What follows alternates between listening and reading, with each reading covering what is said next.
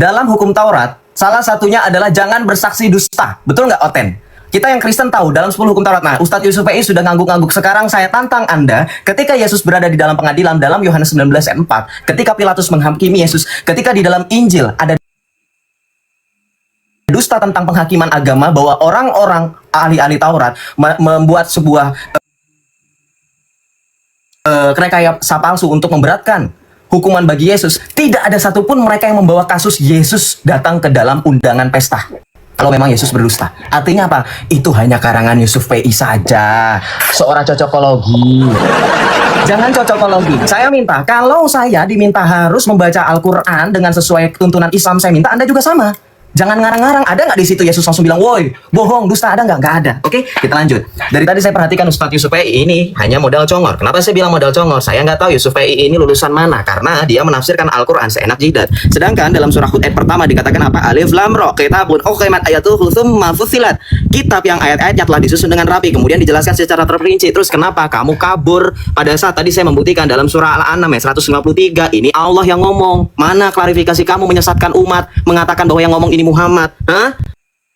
Kok kabur?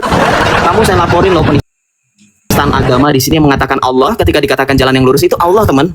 Ya, bukan Muhammad. Muhammad nggak pernah menyediakan jalan, kan tadi saya sudah menampilkan buktinya. Di sini dikatakan Muhammad tidak tahu apa-apa. Ya, aku tidak tahu apa yang akan diperbuat Allah. Logikanya Yusuf PI dan Islam dimanapun kalian berada, kalau Muhammad itu jalan yang lurus, harusnya Muhammad jangan ngomong seperti ini, nggak konsisten kan? Kalau Muhammad tahu jalan, harusnya dia tahu apa-apa. Orang tahu jalan tuh ya tahu akhirnya kemana, tujuannya kemana. Ini namanya sok tahu, makanya buta. Oke?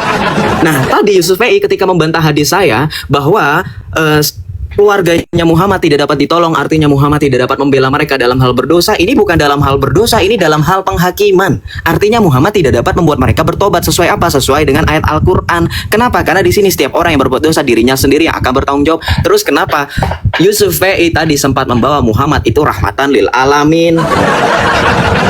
Coba Islam sekarang saya tantang semua selain Yusuf PI, ustadz-ustadz kalian bawa ke hadapan saya. Apa makna rahmatan lil alamin kalau begitu? Kalau ternyata Muhammad tidak mampu menyelamatkan kalian.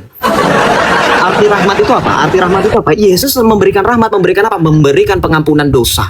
Muhammad gak bisa, ya betul, karena memang dari awal tadi Ustadz Yusuf telah mengatakan timpang sebelah antara Yesus yang adalah Tuhan, Muhammad adalah Nabi. Sudah diakui secara tidak langsung. Maka dari itu sekali lagi saya tantang secara tekstual ketika kamu berbicara mengenai keselamatan. Tadi saya sudah buktikan dalam Yohanes 10 ayat 27. Domba-dombaku mendengarkan suaraku. Yang disebut domba siapa? Oten. Itu yang sering kalian sebut kami kan? Gak apa-apa kami disebut domba. Kenapa? Karena Tuhan Yesus telah mengatakan dalam Yohanes 10, akulah domba, akulah gembala yang baik. Di sini Tuhan Yesus mengatakan domba-dombaku mendengarkan suaraku dan aku mengenal mereka dan mereka mengikut aku. Yang ikut Yesus siapa kalau bukan Oten? Muhammad. Hah? Yang ikut Yesus cuma orang Kristen. Dan aku memberikan hidup yang kekal kepada mereka, dan mereka pasti tidak akan binasa sampai selama-lamanya, dan seorang pun tidak akan merebut mereka dari tanganku. Lihatlah teman-teman, dari tadi debat saya dengan Yusuf PI, perbedaan yang sangat jelas, di mana saya tetap konsisten dengan ayat-ayat Alkitab yang tidak terbantahkan. Dari mulai Yohanes 5, Yohanes 3 ayat 16, kemudian Yohanes 5 ayat 24, Yohanes 6 ayat 40, kemudian Yohanes 6 ayat 47, kemudian Yohanes 10 ayat 27 sampai 30, sampai dengan 1 Petrus 3 ayat 18 sampai dengan 20, membuktikan Yesus selalu konsisten memastikan dan menjamin keselamatan. Saya minta ketika berbicara suri tauladan, orang yang menuntun jalan orang lain haruslah orang yang tahu tujuan. Setuju nggak teman-teman? Kalau saya nuntun Anda semua untuk ke Monas, harus sampai ke Monas. Nggak mungkin saya belok kemana-mana. Saya minta Islam, kalau kalian percaya Muhammad jalan yang lurus, saya tanya, di mana keselamatan yang Muhammad berikan seperti yang Yesus berikan kepada kami semua? Silakan dijawab.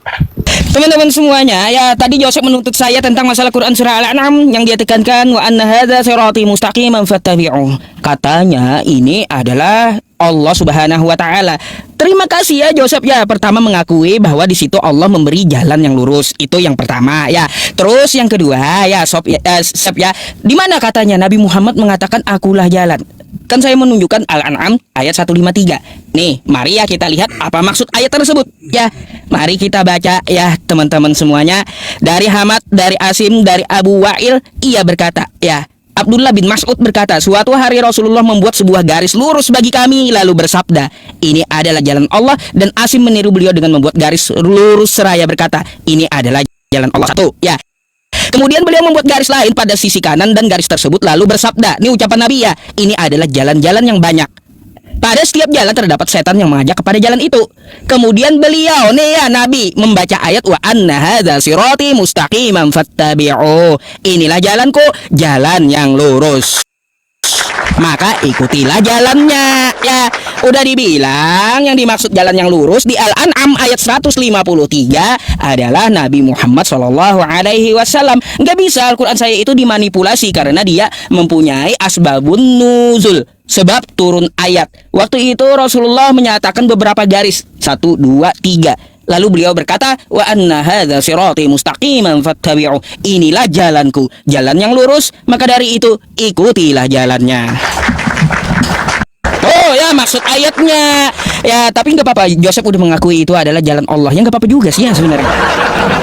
Karena apa? Karena taat kepada Nabi Muhammad berarti taat kepada Allah. Ya, qul atiullah wa atiur rasul. Kan kayak gitu ya teman-teman semuanya. Berkaitan tentang masalah yang lainnya. Ya, yang lainnya yang dijabarkan Yosef tentang masalah Yesus. Sebenarnya bukan masalah ke pesta tadi saja. Masih banyak suri tauladan Yesus yang tidak patut dicontoh. Ya, masih banyak gitu. Salah satunya apa?